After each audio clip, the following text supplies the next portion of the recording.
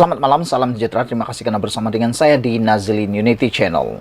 Isu yang paling hangat sepanjang hari ini ialah apabila keputusan RUS diumumkan yang mengejutkan Ismail Sabri Yaakob, dan pastinya pada pandangan saya, Ismail Sabri Yaakob adalah orang yang pertama yang amat kecewa dengan keputusan RUS tersebut. Sehingga beberapa jam selepas diumumkan oleh Zahid Hamidi berkaitan keputusan RUS tersebut, akhirnya Ismail Sabri Yaakob tampil mencabar Zahid Hamidi. Wow, ini memang luar biasa. Agak-agak kan, bila agaknya Zahid Hamidi akan mengambil tindakan drastik. Apa yang berlaku selepas 2 jam diumumkan RUS telah pun meluluskan usul untuk jawatan Presiden dan Timbalan Presiden UMNO tidak dipertandingkan, ialah apabila Ismail Sabri Yaakob dengan berani dan gagah beraninya tampil mencabar Zahid Hamidi untuk menunjukkan surat RUS. Presiden UMNO Datuk Seri Dr. Ahmad Zahid Hamidi diminta menunjukkan surat daripada Jabatan Pendaftaran Pertubuhan RUS yang didakwa menerima resolusi parti supaya jawatan Presiden dan Timbalan Presiden tidak dipertandingkan.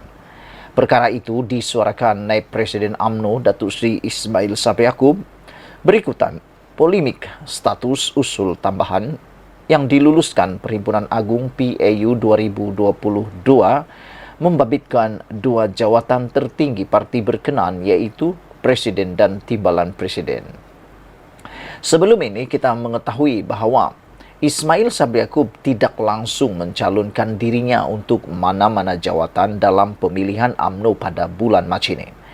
Apa yang berlaku, Ismail Sabri Yaakob menekankan bahawa beliau belum mengambil keputusan sekiranya beliau akan bertanding sekiranya RUS membatalkan usul PAU 2022 untuk tidak mempertandingkan 2 jawatan tertinggi UMNO, iaitu Presiden dan Timbalan Presiden UMNO. Ramai penganalisis politik dan pemerhati politik menjangkakan Ismail Sabri Yaakob sebenarnya menanti RUS membatalkan keputusan tersebut semata-mata untuk beliau cuba bertanding bagi jawatan Presiden UMNO dan untuk cuba-cuba mencabar Zahid Hamidi. Namun demikian, apa yang terjadi di luar jangkauan pemikiran dan di luar jangkauan apa yang dihendaki oleh Ismail Sabri Yaakob. Yang dijangka RUS akan membatalkan usul tersebut, akhirnya lain pula yang jadi. Perkara itu disuarakan oleh Naib Presiden UMNO, iaitu Datuk Seri Ismail Sabri Yaakob, untuk mahu supaya Zahid Hamidi menunjukkan surat daripada Jabatan Pendaftaran Pertubuhan RUS yang didakwa menerima resolusi parti tersebut.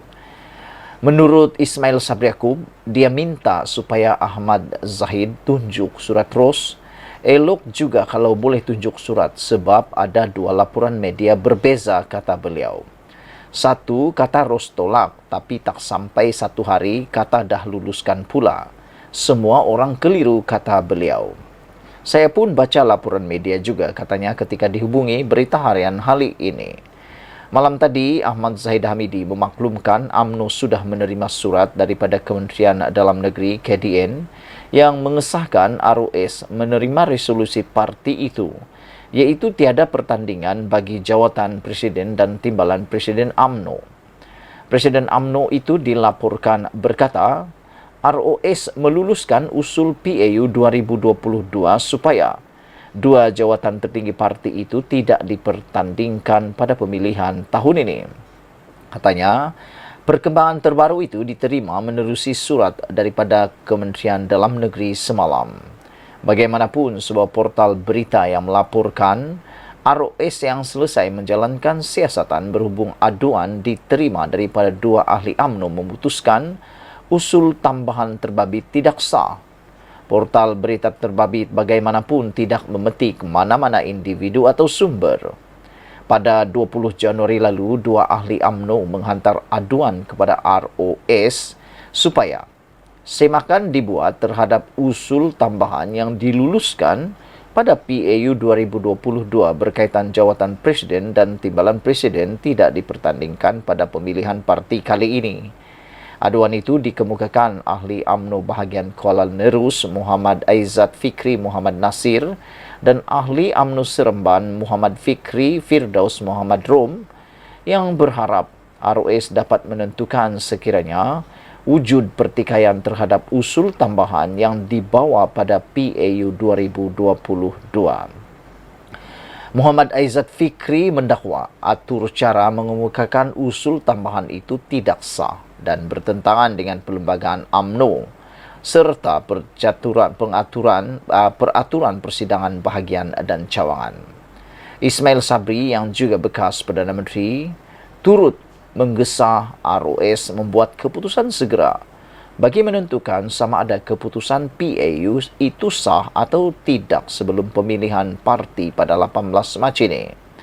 Ia bagi memberi laluan kepada ramai calon bertanding merebut dua jawatan tertinggi UMNO, termasuk mereka yang sudah mengumumkan untuk bertanding jawatan naib presiden jika tindakan UMNO itu menyalahi perlembagaan.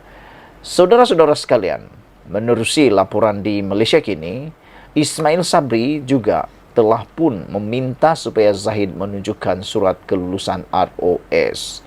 Ismail Sabri Yaakob meminta Presiden UMNO supaya mendedahkan surat jabatan pendaftaran ROS yang didakwa meluluskan resolusi supaya jawatan Presiden dan timbalan Presiden UMNO tidak dipertandingkan.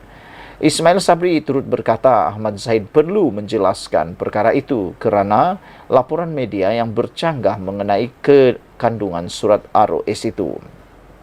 Minta Ahmad Zahid tunjuk surat ROS itu. Elok juga kalau boleh tunjukkan sebab ada dua laporan media berbeza, kata beliau. Satu kata ROS tolak, tapi tak sampai satu hari kata dah luluskan pula.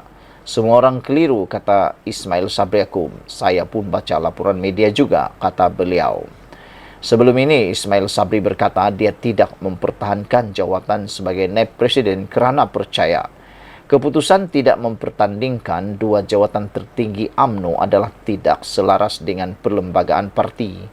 Semalam, Ahmad Zahid dilaporkan berkata, UMNO telah menerima surat daripada Menteri Dalam Negeri yang mengesahkan ROS menerima resolusi parti itu, iaitu tiada pertandingan bagi jawatan presiden dan timbalan presiden UMNO.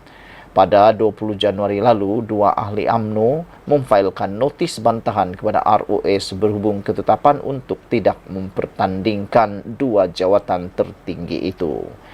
Saudara, sebelum kita berpisah, sila tinggalkan komen anda dan mohon kiranya anda tekan butang subscribe untuk mendapatkan isu-isu terkini daripada channel ini.